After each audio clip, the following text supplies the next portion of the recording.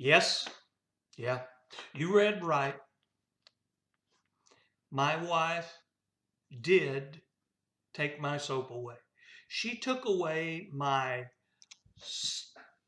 sensitive skin, no perfumes, none of that stuff kind of soap. But she took it away anyway. But hold on.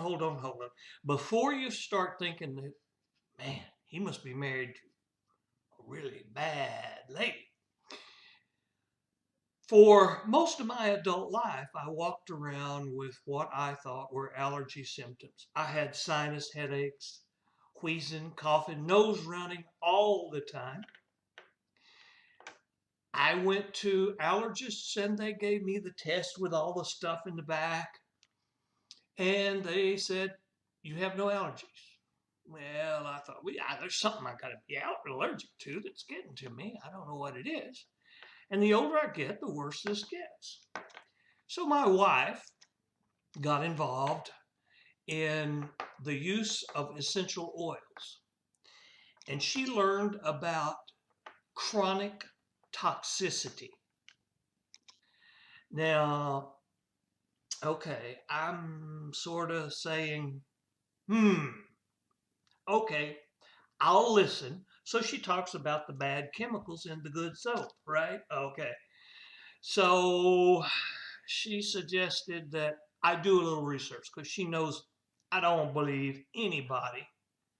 I have to find out for myself. So I looked up the thing they call the safety data sheet on the number one chemical in this gentle soap. And I'm sure I'm not pronouncing this correctly, but it's sodium lauryl isethionate. Okay. So I'm reading this safety data sheet. These sheets are designed for the people who handle these on a regular basis, these chemicals I'm talking about. All right. Under number one, where they talk about toxicity, it says the amount of sodium, whatever it's called, to be considered dangerous is unknown. Hmm. All right. It may be harmful when inhaled, ingested, and absorbed by the skin. Did you know that chemicals can be absorbed by the skin and they go directly into our bloodstream? And apparently, this is one that can be. It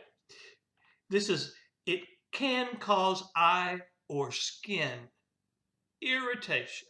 All right. Now, if you handle this stuff on a regular basis, it says you are to wear safety goggles, chemical resistant gloves, and a respirator. A respirator of all things. It says avoid inhalation, contact with eyes and skin.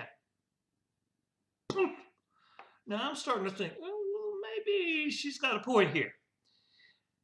Avoid repeated exposure. Repeated, like every day. All right. The major health hazards to this chemical have not yet been investigated. My little pea brain is saying, yeah, but there's so little in there. Then I investigated this thing called chronic toxicity versus acute toxicity. When, say, you spill acid on your arm, it burns it and you've got an immediate reaction. Well, it turns out that chronic toxicity is a growing problem in this country. We come into contact with so many chemicals every day that have not been tested for safety. They're in common items like my gentle soap here. And the issue is chronic toxicity doesn't show up for years, even decades. So the stuff builds up in your body, affecting critical organ functions.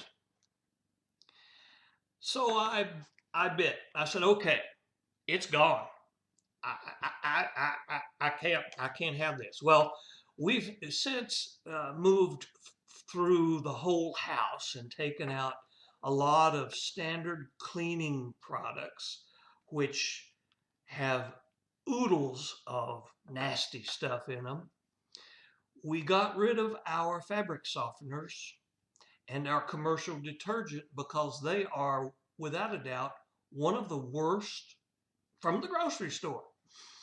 So now I sleep better, I breathe better, and I haven't had a sinus headache in a long, long time. Now, I know I'm still getting rid of some of this stuff, and some of this stuff I may never be able to get rid of out of my body, but I do feel better.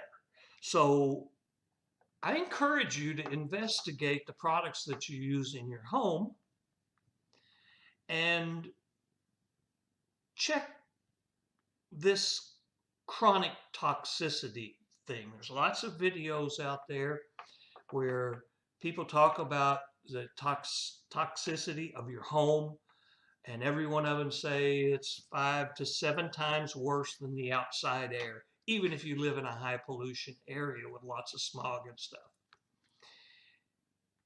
There's a lot of products out there that are made out of non-toxic materials, but don't let yourself be fooled by terms like organic, natural, pure. Those terms have no definition as far as the FDA and the EPA and the pharmaceutical industry. So anybody can stick that word anywhere. So don't be fooled by that. Actually learn to read the labels. And if you can't pronounce it, like I can't, chances are it's harmful for you. Okay, so how did we get rid of all these toxic chemicals and cleaners and the like? Well, we actually make some of our products. We use essential oils and we buy essential oil infused products. If you're going to go this route, here's a little warning.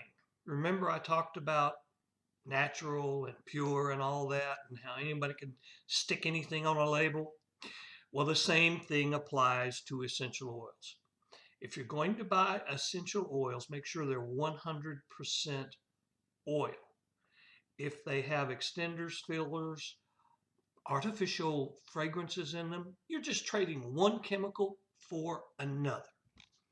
So make sure they're 100%. We insist on using oils from Young Living because we know they are 100%. Well, thank you for your time. I'm Dennis Hampton, and I'm wishing you a happy day.